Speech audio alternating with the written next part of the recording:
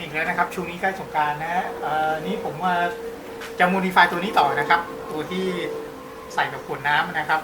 เอาไว้เล่นสงกรานต์กันนะครับใกล้ถึงฤดูแล้วนะฮะใกล้ถึงวันแล้วนะครับอีกไม่กี่วันที่วัยรุ่นทั้งหลายรอกันอยู่นะครับนะแต่ทีนี้ว่าอาจจะยังไม่มีปืนฉีดน้ำคู่ใจนะ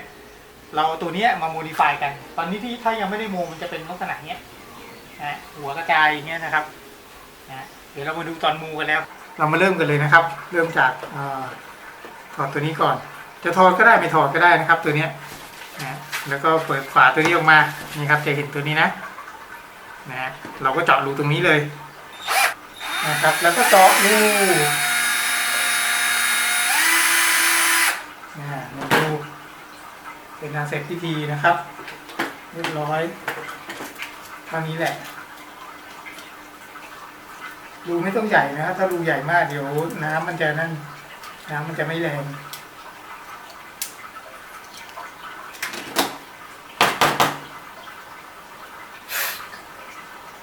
จากนั้นอีกหนึ่งขั้นตอนนะครับเลื่อนโอลิงตรงนี้เลื่อนเลยไอ้ยางเนี่ยนะครับเลื่อนมาไว้ข้างหน้าครับเรียบร้อยครับเป็นอันเสร็จสิ้นแล้วก็ใส่ตัวนี้กลับเข้าไป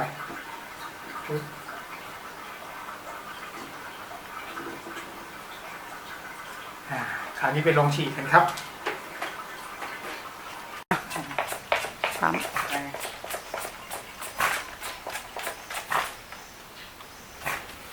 นะครับเราจะได้สายน้ำที่พุ่งตรงนะ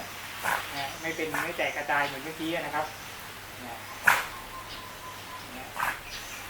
ค่อนข้างจะตรงกว่าเมื่อกี้นะครับอันนี้นะครับโมดิฟายง่ายๆนะเป็นนี้ก็เล่นสงกรานต์ได้สนุกแล้ว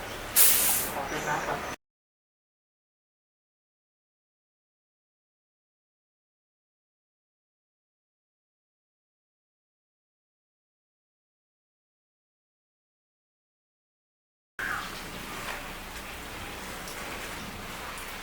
ครับก็หวังว่าคงจะไปทำเล่นกันสนุกนะครับช่วงสงกรานต์นะอันนี้ต้นทุน20 บาทครับถูกกว่าอันที่แล้วนะครับแต่ว่าอันที่แล้วเหมือนจะแรงกว่านะครับแต่ว่าทำระยะได้พอๆกันนะครับขอบคุณมากครับถ้าไงฝากกด Subscribe ด้วยนะครับหวังว่าคงไปทำเล่นกันสนุกนะครับ